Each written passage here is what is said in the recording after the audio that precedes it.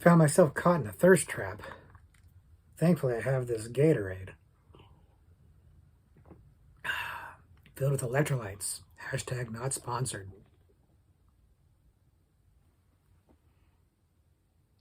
Time trap. Not thirst trap, time trap. Well, now this joke doesn't make any sense at all. That's not it. What? That's not a thirst trap. That's not what a thirst trap is? All right, well, what's a thirst trap? You don't need to worry about it. You know what? I give up.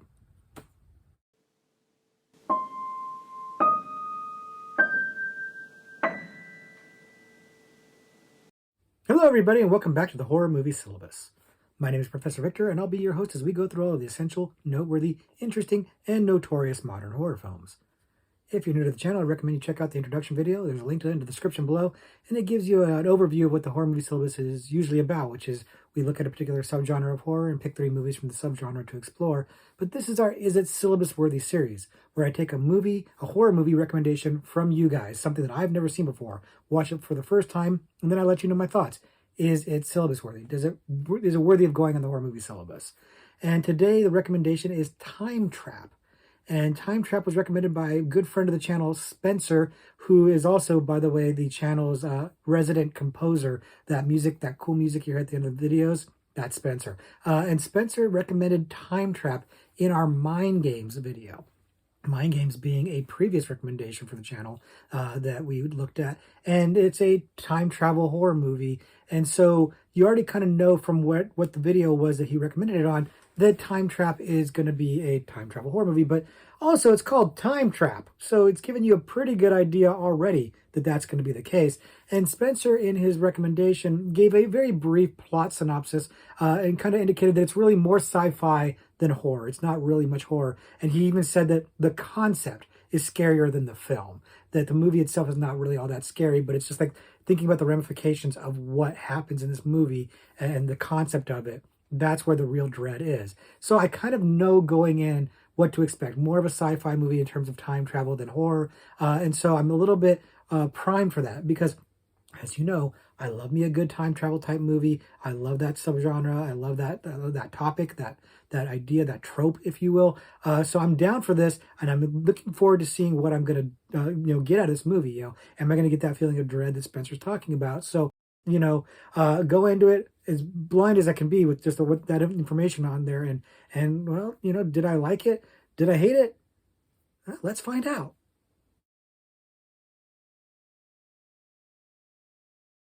So like I said, the movie that we're talking about today is Time Trap. Time Trap came out in 2017 and was directed by a pair of directors, Ben Foster and Mark Dennis. And I'm not really familiar with them, and looking at their resume, they haven't done a whole lot of feature films, so there's not a whole lot to be familiar with. So this is kind of like the most well-known movie that they've done, and it's really not the most well-known movie as it is. So I'm guessing a lot of you haven't seen it. So if you haven't seen it, the movie is about a group of students that are looking for their professor who's gone out into a cave looking for his lost parents. And they are trying to find him, and they go down to the caves and they come across a situation where time seems to be slowing down incredibly slow, and they having a hard time figuring out how to get out of this, how to get free, and what else is going on in this cave, because there's a lot going on. But those are hijinks, and they're abounding, and we're not going to spoil this for you, even though, again, the title, Time Trap, kind of spoils a bit of it. That's why I'm telling you about the time slowing down, because it's right there in the title. There's Time Trap.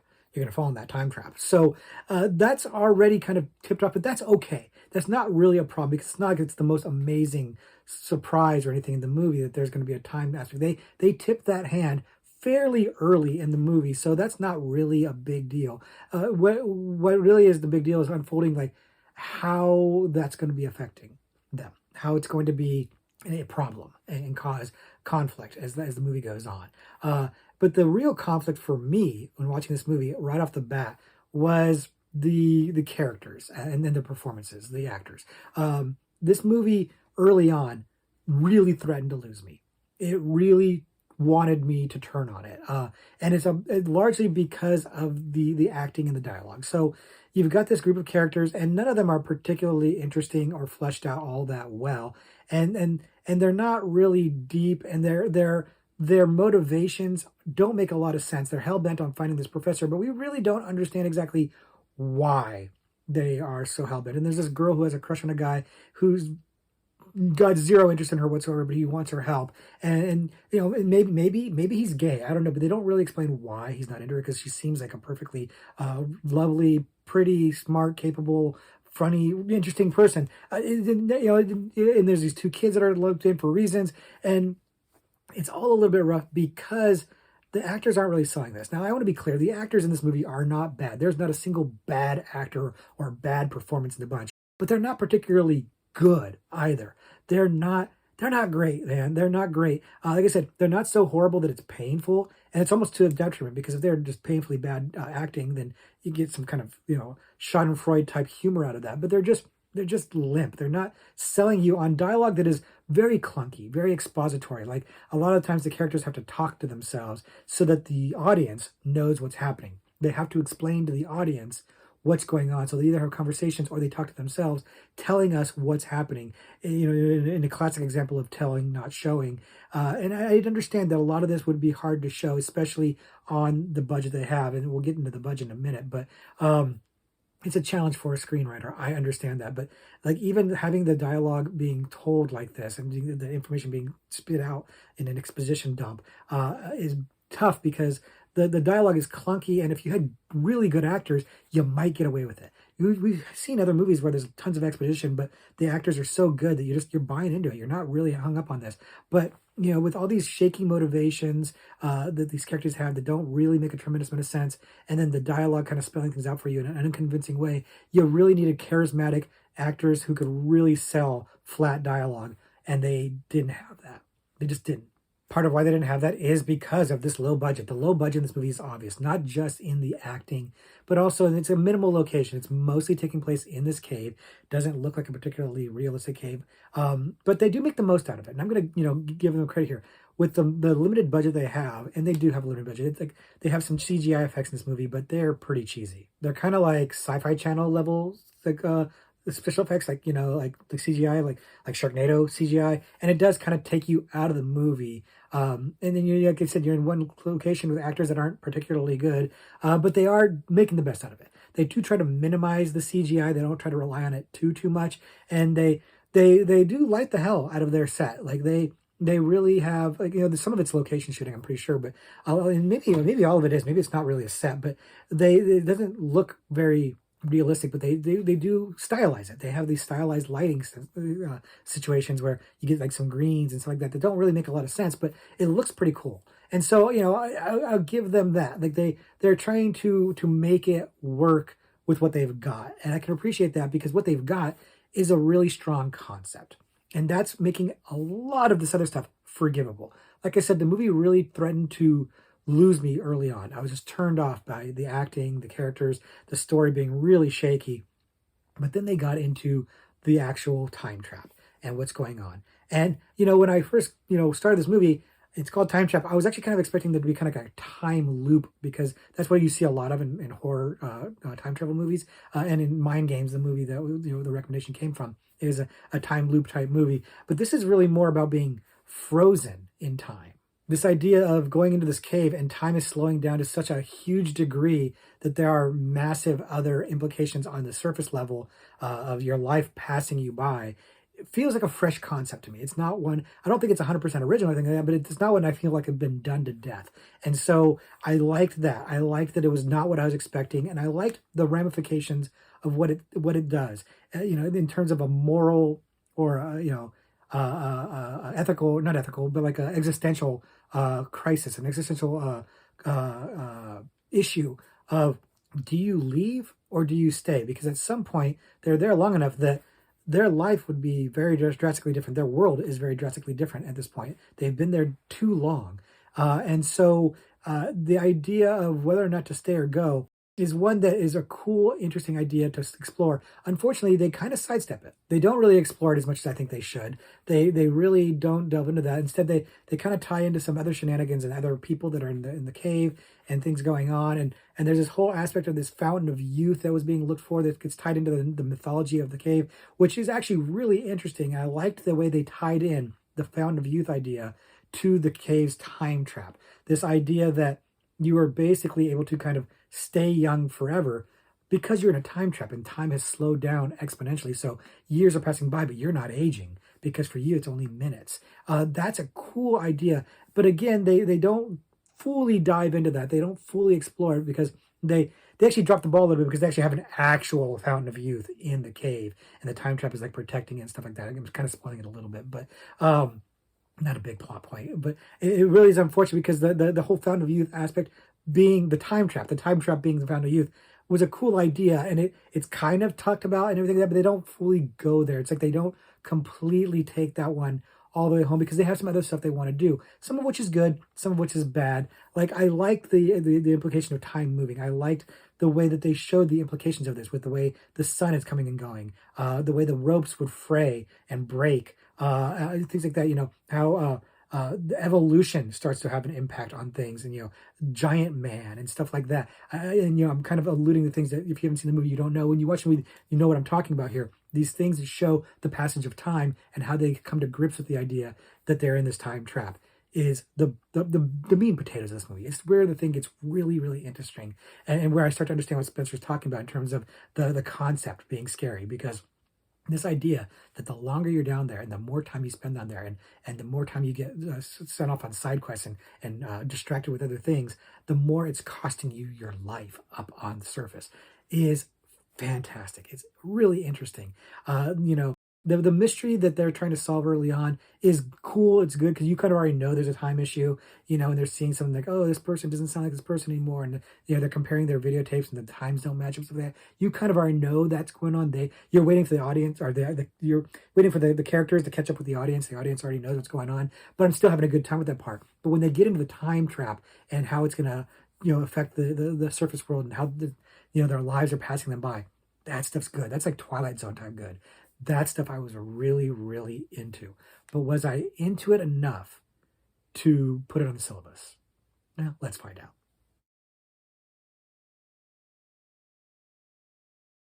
So is Time Trap good enough to trap itself onto the horror movie syllabus? The answer is nah. No, it's not. The problem is that there's just too many other worthy time travel horror movies that are eligible for that subgenre, and that's really where you would put this movie. And Spencer's right. It's not really a horror movie. It's really more of a sci-fi movie. It's got some horror elements to it, and the real thing is the concept is really scary. This concept, this existential idea of what it means to be stuck in time and what it would mean to extricate yourself from that time trap is fascinating. Like, what should you just live down there? Should you go back up? What happens if you do go back up? What happens to the world is very different. Do you want to experience that? Interesting stuff. And I wish they would have spent a little bit more time tackling that, and a little bit more time, a little bit less time on some of the stuff that was in the cave, because it didn't move me as much as this crisis of existentialism. Like who are you at this point? If your life has passed you by, what is your identity? Like, I really wish they could have explored that further, but what they did do is good, and I did enjoy the movie. Like I said early on, I wasn't too sure, and the actors never really get good enough to make this dialogue work, but the concept is so interesting to me. And again, I am kind of an easy sell on these time travel movies, but it was easy enough for me to get into this based on the concept alone. But if they had more budget, if they were able to do more with this concept because they had better actors, a better, tighter script, better special effects, then maybe that would push it over the edge a little bit more. But unfortunately, they don't have that, and the quality of the film is just not up to snuff to be on the horror movie syllabus, given the competition for this subgenre. And it's also not low enough to be like a so bad it's good or a do-it-yourself type movie. It really doesn't. It's not bad enough to be in those areas. It really is. Like I said, the actors are okay. There's not a lot of budget, but there is some budget. The movie doesn't look great. It looks like sci-fi stuff, but it does look that level. So it's it's just not bad enough to fit in those areas, and it's not good enough to compete with the heavy hitters that were in the time travel subgenre. So it's not going to make the cut. But, and again, take out the caveat that I do love these kind of movies. I did enjoy this movie. I did have a good time. I still don't like what they did with the dog. They don't really address that, and that's a problem for me. So be forewarned about that. But if you like time travel movies, this is not a bad way to spend your 90 minutes. It's got an interesting premise that I just wish they did a little bit more with. I wish they dove into it a little bit deeper. But what they did give us was good. I had a good time with it. I just wish it was better. That's all. But again, not a bad way to spend your time. So I wouldn't say no to it. So I want to thank Spencer for suggesting this one. He does know my taste, and this one does hit for me, even though it doesn't hit completely. It's really just kind of a missed opportunity more than anything else. I think that, there was a potential here for something great, and it doesn't really have the money to do that. But that's unfortunate. It'd be nice to see somebody remake this, frankly, but what are you gonna do? It's probably not a movie that moves the needle enough to warrant a remake. But it's not gonna make the syllabus, but it definitely kept my interest. So and now I'm interested in looking at a horror Trivial Pursuit card. I'm gonna read this on camera. First time I'm gonna look at this, I'm gonna answer it right here. And for this one, we're gonna go with let's go with the not the paranormal. Let's go with the psychological category, because this movie is kind of a psychological horror movie. If it's a horror movie at all, it's a psychological horror movie, because you think about that ramification. So we're gonna go psychological category here. And the question is this: in 2015's The Invitation, what was the name of the deceased son of Eden and Will? Now, this sucks, because I love The Invitation. We have talked about it on the channel. I absolutely love that movie. I think it's fantastic. It's such a great movie, and if you haven't seen it before, definitely check it out. Karen Kusama is the director, and it's so good. And I don't even want to tell you too much about it, because the less you know, the better. That's how I went in, kind of blind. So fantastic. Really, really dig that movie. And yeah, there's this couple that they've broken up, and that's kind of the premise of the movie. This dinner party that they're going to, and yeah, there's this tragedy. And the tragedy is they had a son that died in the past. And do I remember the names? No, I actually would not have remembered the names of the main characters if you hadn't put them in the card. Like, I honestly, you guys know this, I'm just not good with names a lot of the time, and I would not have gotten Will and Eden as the names of these characters had it not been in the card. So I sure as hell don't remember the name of their child. So I'm going to be taking a stab in the dark on this one. I'm just going to be guessing. And I'm guessing if you guys haven't seen The Invitation, you're going to be guessing too, because, either you remember this one or you don't. And I don't even remember the name being that big a deal or something. But you know what? Hey, I don't know. Like, again, this is something kind of goes in one ear and out the other, these character names. But I did remember that they had a child, and that was kind of part of like their whole backstory and why they had broken up and everything like that. It's kind of an interesting plot angle, because it drives a lot of what has created the setup for the movie. And I'm going to stop there, because again, I don't want to spoil it for you guys. But let's go ahead and wrap this up. I'm giving you guys enough time to kind of come up with a guess, because I've come up with a guess myself. And I'm just taking a shot in the dark here, guys. So my guess is going to be Bryce. Bryce is the name of the child. And I don't know. So let's check the card, see what the real answer is. And the real answer is Ty.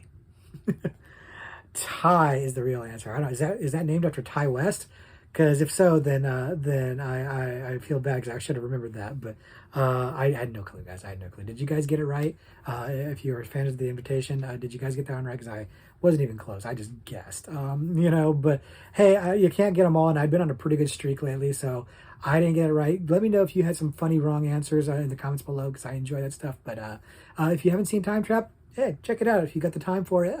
No pun intended. But definitely not one of the greatest movies ever made. So use your time judiciously. That's all the time we have today. Next week we'll be doing something a little bit different. But until then, class dismissed.